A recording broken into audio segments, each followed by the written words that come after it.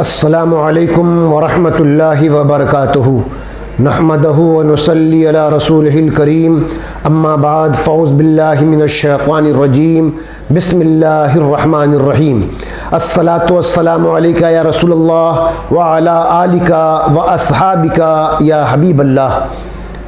اللہ سے ڈرنا، جس کا ذکر کئی انداز سے خود رب العزت نے بندوں کو سختی اور نرمی سے قرآن شریف میں ارشاد فرما دیا ہے۔ جو بندہ اللہ سے ڈر گیا گویا اس نے اللہ عز و جل کو راضی کر لیا، اور جس سے اللہ عز و جل راضی ہو گیا اس نے اپنی دنیا کے ساتھ آخرت کو بھی کامیاب بنا لیا۔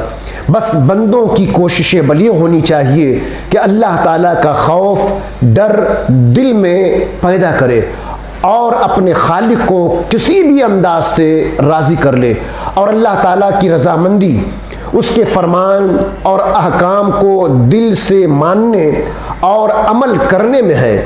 آج یہاں پر ایک ایسی خاتون کا ذکر کرنے جا رہا ہوں جو اللہ عز و جل سے ڈرنے والی اور اپنے خالق کو کی رضا چاہنے والی ہے۔ حضرت سیدنا اکرمہ رضی اللہ تعالیٰ عنہ فرماتے ہیں کہ ایک ملک کا بادشاہ بہت ظالم اور کنجوس تھا۔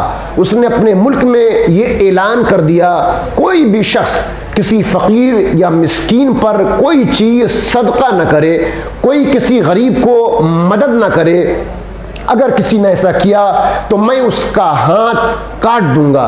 یہ خبر سن کر لوگوں میں سنسنی مچ گئی، اب ہر کوئی صدقہ دینے سے ڈرنے لگا۔ ایک دن ایک فقیر مجبور ہو کر ایک عورت کے پاس آیا اور اس سے کہا، اللہ عز و جل کی خاطر مجھے کوئی چیز کھانے کے لیے دو۔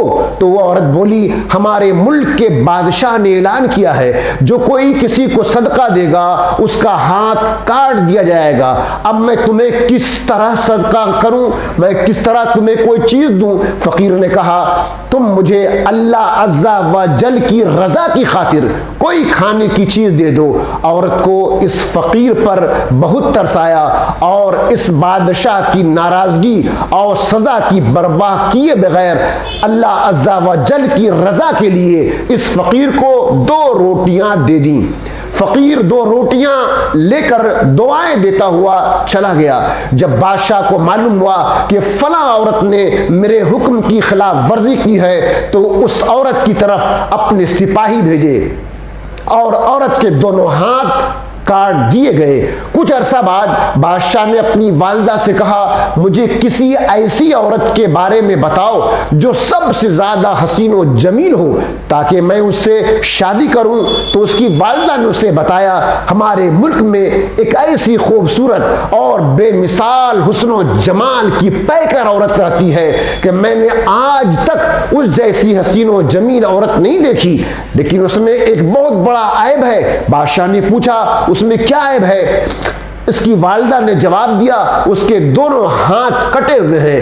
بادشاہ نے سپاہیوں کو حکم دیا کہ فلاں عورت کو میرے پاس حاضر کیا جائے۔ چند سپاہی گئے اور اسی عورت کو بادشاہ کے پاس لے آئے جس کے ہاتھ فقیر کو روٹیاں دینے کی وجہ سے کاٹ دیے گئے تھے۔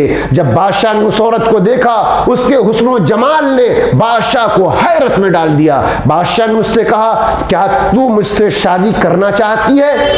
عورت نے کہا، مجھے کوئی اعتراض نہیں ہے، اگر تم مجھ سے شادی کرنا چاہو تو مجھے منظور ہے۔ چنانچہ دونوں کی شادی دھوم دھام سے ہوئی، جشن منایا گیا اور اس طرح وہ ہنسی خوشی زندگی گزارنے لگے۔ بادشاہ کی دوسری بیویوں کو اس عورت سے حسد ہو گیا اور وہ دونوں دن رات حسد کی آگ میں جلنے لگے۔ پہلے والی بیویوں کے دل میں یہ بات بیٹھ گئی کہ بادشاہ اب ہمیں اتنی وقت نہیں دیتا جتنی اس غریب اور نادار نئی دلہن کو دیتا ہے۔ چنانچہ وہ ہر وقت اسی فکر میں رہتی کہ کسی طرح اس نئی دلہن کو بادشاہ کی نظروں سے گرا دیا جائے، لیکن وہ اپنے اس مذموم ارادے میں کامیاب نہ ہو سکیں۔ پھر اچانک بادشاہ کسی محاذ پر روانہ ہو گیا اور اسے کافی دن دشمنوں سے لڑنا پڑا۔ بادشاہ کی بیویوں کو یہ بہت اچھا موقع مل گیا۔ انہوں نے بادشاہ کو خط لکھا، تمہارے پیچھے تمہاری نئی دلہن نے تمہاری عزت کو داغدار کر دیا ہے اور وہ بدکار ہو گئی ہے، اور اس بدکاری کے نتیجہ میں اس کے یہاں بچہ بھی پیدا ہوا ہے۔ جب بادشاہ کو یہ خط ملا تو آگ بگولا ہو گیا۔ اس نے فوراً اپنے قاصد کو یہ پیغام دے کر اپنی والدہ کے پاس بھیجا کہ اس بدکار عورت کو اس کے بچے سمیت میرے ملک سے نکال دو، اس کے گلے میں کپڑا باندھ دو، کپڑا باندھ کر بچہ اس میں ڈال دو اور انہیں کسی جنگل میں چھوڑ دو۔ جب اس کی والدہ کو یہ پیغام ملا تو اس نے ایسا ہی کیا اور اس کے گلے میں کپڑا ڈال کر بچہ اس میں ڈال دیا، پھر اسے ملک سے دور ایک جنگل میں چھوڑ دیا گیا۔ اب وہ بیچاری تنہا جنگل میں رہ گئی، لیکن اسے اپنے رب عز و جل سے کسی قسم کا کوئی شکوہ نہ تھا، وہ تو اس کی رضا پر راضی تھی۔ وہ بیچاری اس طرح جنگل میں گھومتی رہی، پیاس کی شدت نے اسے پریشان کر رکھا۔ بالآخر اسے دور ایک نہر نظر آئی، وہ نہر میں چلی گئی اور جیسے ہی پانی پینے کے لیے جھکی تو اس کا بچہ گہرے پانی میں جا گرا اور ڈوبنے لگا۔ جب عورت نے اپنے بچے کو ڈوبتا دیکھا وہ رونے لگی۔ اتنے میں اس کے پاس دو خوبصورت نوجوان آئے اور اس سے پوچھا، تم کیوں رو رہی ہو؟ اس نے کہا، میں پانی پینے کے لیے جھکی تو میرا بیٹا اس نہر میں گر کر ڈوب گیا، میں اسی غم میں رو رہی ہوں۔ ان خوبصورت نوجوانوں نے پوچھا، کیا تو چاہتی ہے کہ ہم تیرے بچے کو نکال لائیں؟ عورت نے بےتاب ہو کر کہا، ہاں میں چاہتی ہوں کہ اللہ عز و جل مجھے میرا بچہ واپس لوٹا دے۔ ان نوجوانوں نے دعا کی، اس کا بچہ نکال کر اسے دے دیا۔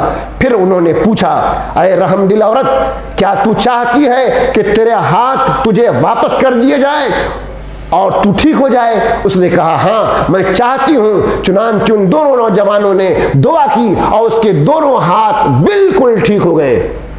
عورت نے اللہ عز و جل کا شکر ادا کیا، حمد بجا لایا اور حیران کن نظروں سے ان نوجوانوں کو دیکھنے لگی، جس کی برکت سے اسے ڈوبا ہوا بچہ بھی مل گیا اور اس کے ہاتھ میں اس کے ہاتھ بھی اسے لوٹا دیے گئے۔ پھر ان نوجوانوں نے پوچھا، اے عظیم عورت، کیا تو جانتی ہے کہ ہم کون ہیں؟